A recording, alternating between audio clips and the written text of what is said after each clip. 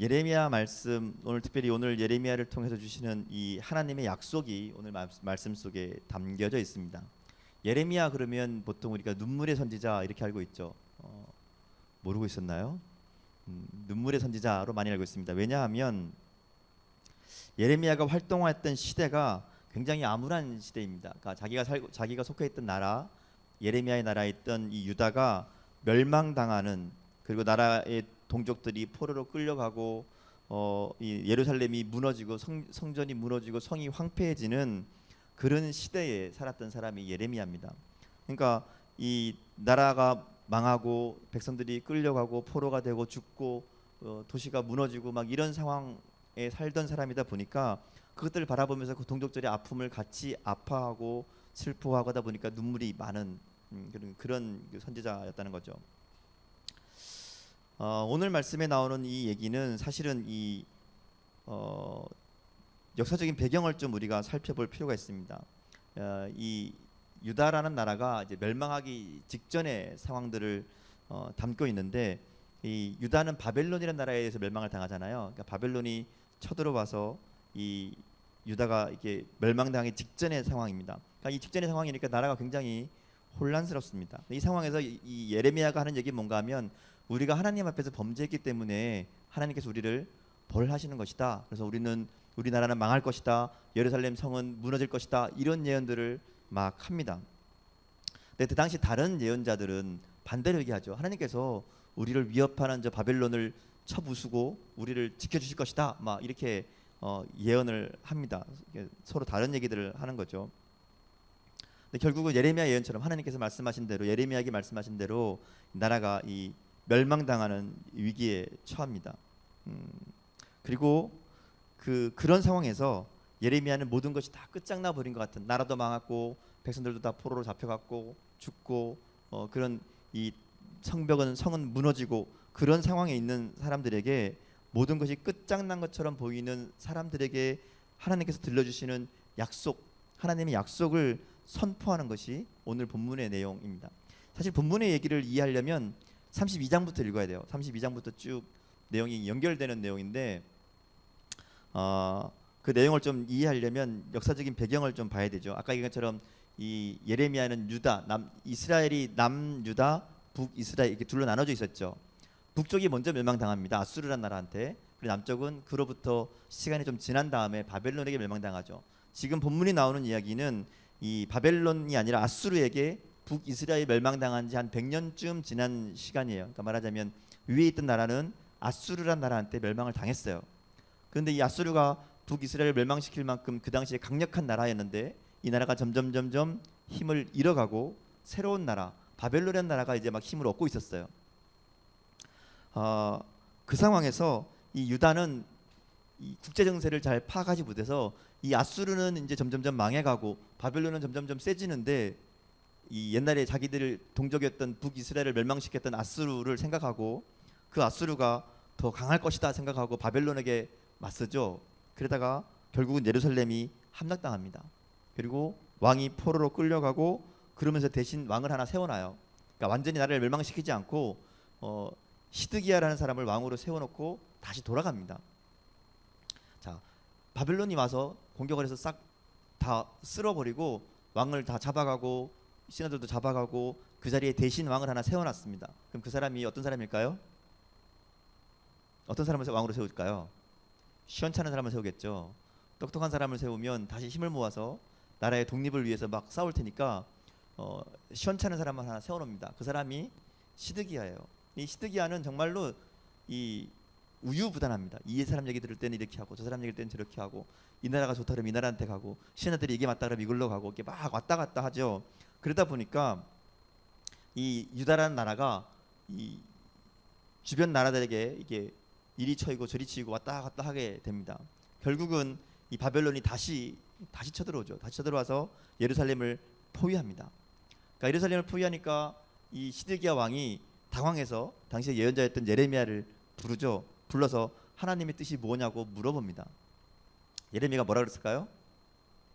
예레미야가 시드기야 왕, 당신은 포로로 잡혀갈 것이고 이 유다는 완전히 멸망할 것이고 예루살렘은 무너져 내릴 것이다, 이렇게 예언합니다.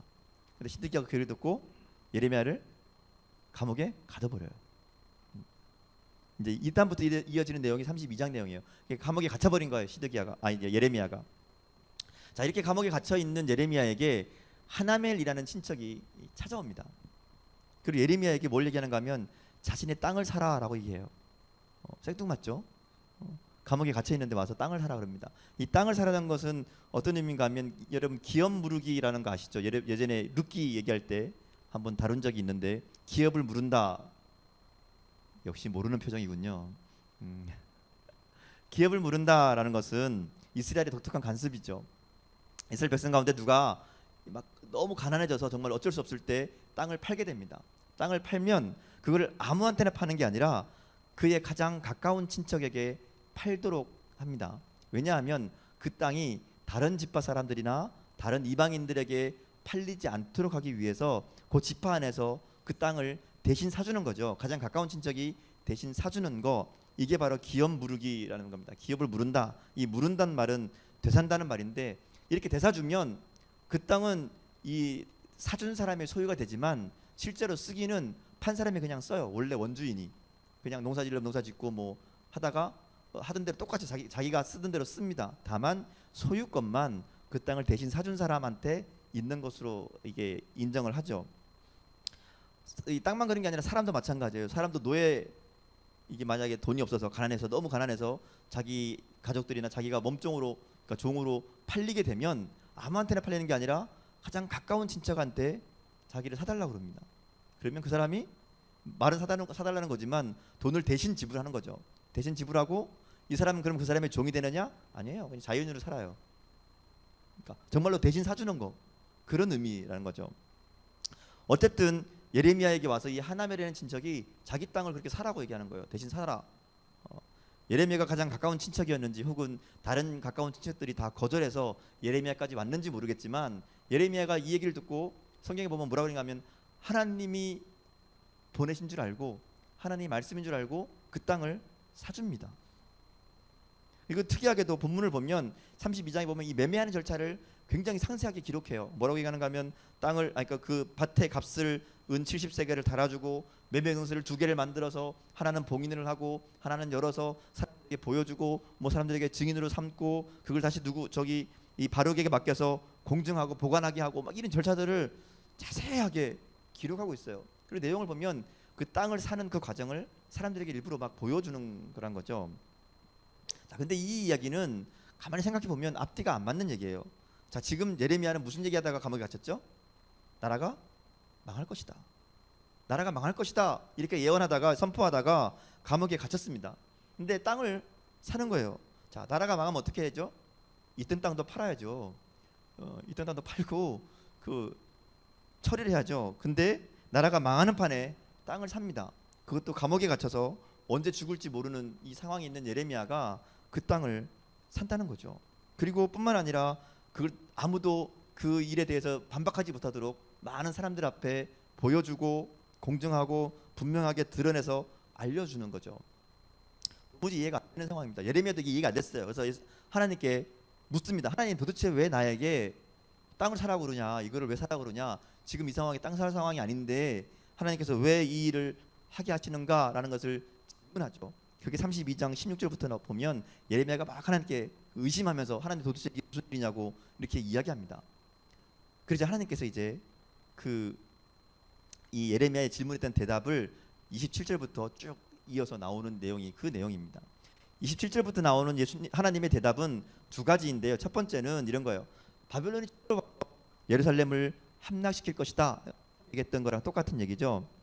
그래서 이스라엘과 유다 자손들이 다 이 멸망당할 것이다. 왜냐하면 이스라엘 백성들이 하나님을 떠나고 성전을 더럽히고 바알에게 분향했기 때문에, 우상을 숭배했기 때문에 하나님께서 끊임없이 그들에게 선지자를 통해서 얘기하시고 가르치셨는데 하나님 말씀을 듣지 않고 우상을 섬겼다.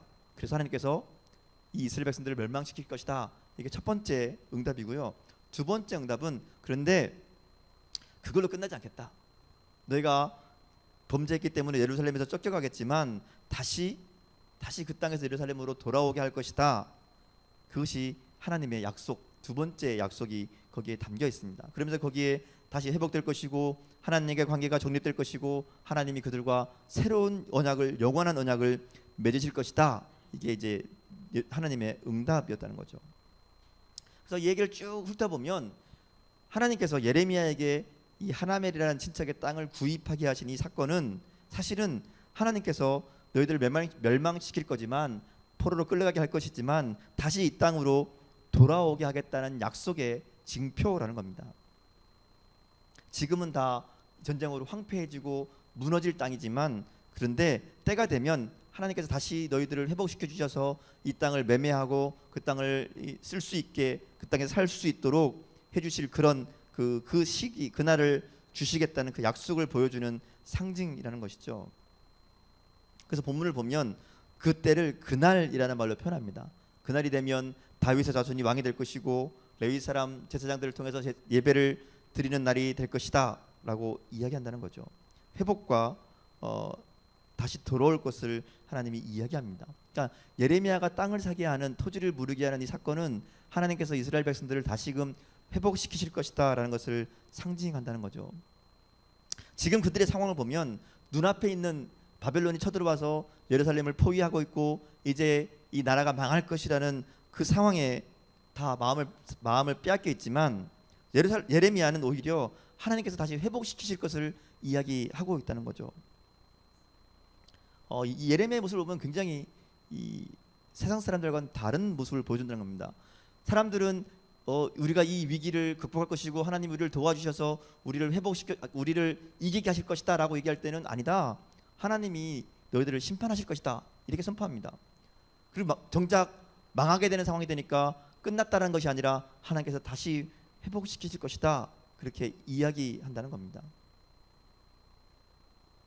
사람들의 눈으로 보면 이 예레미야는 굉장히 어리석은 사람이죠. 시드기야 물었을 때 그냥 뭐 잘 될 거다 얘기하면 아무 문제가 없었을 겁니다.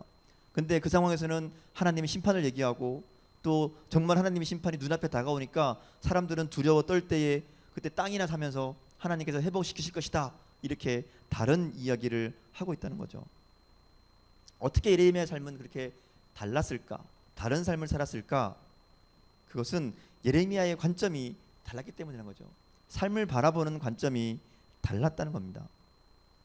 예레미야는 세상과 자기의 삶을 바라보는 관점이 뭐였는가 하면 하나님의 말씀이라는 거였어요. 하나님의 말씀. 사람들은 자신이 볼 때 좋은 일이 많으면 행복하다고 말하죠.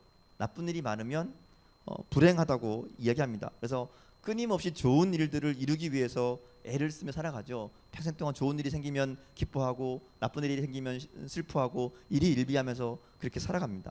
지금 바벨론에 의해서 나라가 망하고 포로가 끌려갈 상황에 처해 있는 유대인들도 자신들의 운명을 한탄하고 슬퍼하죠. 근데 예레미야는 달라요.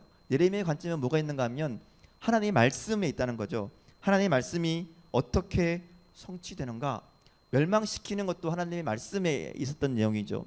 회복시키는 것도 하나님의 말씀에 있는 내용입니다. 그러니까 예레미야는 관점이 하나님의 말씀이 어떻게 이루어지는가 거기에 초점이 맞춰졌다는 거죠. 사람들은 어떻게 좋은 일이 생기고 어떻게 나쁜 일이 생기고 나에게 행복한 일이 생기고 불행한 일이 생기고 여기에 관점이 있다면 예레미야는 나에게 어떤 일이 일어나는가가 아니라 하나님의 말씀이 어떻게 이루어지는가 하나님의 말씀이 어떻게 성취되는가 거기에 관점이 있었다는 거죠. 그래서 조국이 망하는 그 상황에서도 담대하게 있을 수 있었고 반대로 이 포로로 끌려가는 절망적인 상황에서도 새로운 희망을 볼 수 있었다는 겁니다. 예레미야 이런 얘기를 들으면서 사람들은 이해를 못했어요. 그 예레미야의 말이 예레미야의 이야기가 귀에 들리지 않았죠. 왜냐하면 모든 삶이 다 무너졌고 간절한 기도가 숲으로 돌아갔고 완전히 실패했는데 완전히 망해버렸는데 그게 무슨 말씀의 성취냐고 그게 무슨 하나님의 말씀 하나님의 뜻이 이루어진 것이냐고 이야기한다는 것이죠. 당연합니다. 절망적인 상황으로 보입니다. 그런데 예레미야는 그게 아니라는 거죠. 그걸로 끝이 아니라 하나님의 말씀이 성취되는 것들을 바라보았다는 거죠. 그들은 현실을 보았지만 예레미야는 현실 너머에 있는 하나님의 섭리, 하나님의 말씀을 볼 수 있는 눈이 있었다라는 겁니다. 오늘 우리도 마찬가지라는 거예요. 우리에게 어떤 일이 일어나는 것 좋은 일도 생길 수 있고요. 나쁜 일도 생길 수 있습니다. 우리가 당하는 어려운 일들, 괴로운 일들 있을 수 있죠. 근데 그것을 바라보는 눈이 뭐여야 되는가 하면 하나님의 말씀이 어떻게 성취되는가 하는 것에 우리가 관심을 가지고 초점을 맞춰서 봐야 된다는 겁니다. 그렇다고 해서 모든 게 다 운명이다, 되는 대로 되는 거다, 그냥 그렇게 살아라, 이런 의미가 아니죠. 우리는 최선을 다해서 우리의 삶을 만들어 가야 됩니다. 근데 우리가 기억할 것은 그 어떤 것도 하나님의 섭리에서 벗어난 것이 없다는 것이죠. 그래서 우리에게 나쁜 일이 생기더라도, 어려운 일이 생기더라도 그것이 하나님의 섭리이고 그 일 가운데 하나님의 뜻이 있다는 것을 우리가 기억해야 된다는 겁니다. 그래서 지금 당장은 이해할 수 없는 일이라 하더라도 궁극적으로 하나님의 섭리에서 벗어난 일은 없다는 것이죠. 우리 눈으로 보기에는 악이 승리하는 것 같고, 우리 눈으로 보기에는 도무지 이해할 수 없는 것 같고, 나는 실패할 수밖에 없는 것 같아 보인다 할지라도 그 가운데 하나님의 섭리가 있음을 기억하는 겁니다. 여러분, 예수님의 십자가도 그때 보기에는 실패인 것처럼 보였죠. 그러나 그 실패인 것처럼 보이는 그 사건 속에서 하나님의 말씀이 이루어진 것이고요, 그리고 부활의 승리가 거기에 일어나게 된다는 겁니다. 우리가 느끼고 경험하기에는 세상에는 악이 가득하죠. 그 속에서 하나님의 섭리를 발견하는 거 쉽습니다. 우리 삶 가운데 바라보며 내 삶 가운데 하나님의 뜻이 이루어진다, 내 삶 가운데 하나님의 뜻이 이루어지고 있다, 하나님의 섭리를 내가 느끼고 있다, 경험하기 쉽지 않다는 겁니다. 왜냐하면 우리가 경험하고 우리가 느끼는 것은 성공보다는 실패가 많고요, 괴롭고 어려운 시간들이 더 많은 때가 많다는 겁니다. 근데 그런 현실에 당황하거나 실망하지 말아야 된다는 것이죠. 하나님의 백성은 그런 암울한 현실에서 하나님의 뜻을 붙드는 사람들이고, 하나님의 역사하심을 믿음으로 기다리는 사람들, 그게 바로 하나님의 백성들입니다. 예레미야처럼 말이죠. 그래서 예레미야가 전하는 메시지는 그날이 올 것이다, 하나님이 회복시켜 주시는, 하나님이 다스리시는 그날이 올 것이다, 하나님께서 메시아를 보내주실 것이다, 하나님 나라가 너희 가운데 이루어질 것이다. 이게 예레미야의 선포라는 거죠. 예레미야가 이렇게 선포하며 또 그가 그렇게 살 수 있었던 단 한 가지 이유는 바로 하나님에 대한 믿음 때문이었다는 거죠. 하나님의 말씀을 이루실, 하나님의 약속을 성취하실 그 하나님에 대한 믿음, 그게 그의 삶이 사람들과는 다른 삶을 살게 했다는 겁니다. 오늘부터 대림절이 시작되죠. 여러분, 대림절 뭔지 알죠? 성탄절을 기다리며 4주간 동안 예수님이 오신 그날을 기다리는 절기, 이 땅에 오신 예수님, 그리고 다시 오실 예수님을 기다리는 절기가 바로 대림절입니다. 대림절은 우리 삶 가운데 이루어질 이 하나님 나라를 기대하는 시간이죠. 내 삶에서 하나님의 뜻이 이루어지기를 기다리는 시간이 대림절입니다. 2000년 전에 이 땅에 오셔서 우리에게 새로운 생명의 길을 열어주신 그 예수님이 오늘 우리의 삶 가운데 찾아오셔서 새로운 역사를 이루시기를 믿음으로 기다리는 시간이 바로 대림절이라는 것이죠. 우리가 대림절 기간 보내면서 또 특별히 예레미야 말씀을 통해서 우리의 시선이 달라지고 우리의 삶에 대한 해석이 좀 달라질 수 있으면 좋겠어요. 사람들과 똑같은 관점으로 우리의 삶을 바라보고 우리의 상황을 바라보고 세상을 바라보는 것이 아니라 우리의 관점이 예레미야처럼 하나님께 좀 맞춰질 수 있으면 좋겠습니다. 그래서 어떤 일을 만나든지 이 일이 하나님 말씀이 내 삶 가운데 어떻게 이루어지는 것인지, 이 일을 통해 하나님의 뜻이 어떻게 이루어질 것인지에 관심을 가지고 거기에 초점을 맞추고 주님이 우리에게 허락하실 그날 하나님 약속하신 그 약속들이 우리 삶 가운데 이루어지는 것을 기대하며 믿음으로 기다리는 그런 우리의 삶이 될 수 있기를 바랍니다. 그래서 이 대림절 기간을 보내면서 하나님의 뜻과 하나님의 섭리가 우리 삶 가운데 이루어지는 그 순간들을, 그날을 기대하며 믿음으로 담대해지는 그런 귀한 시간 될 수 있기를 주님의 이름으로 축원합니다. 함께 기도하겠습니다.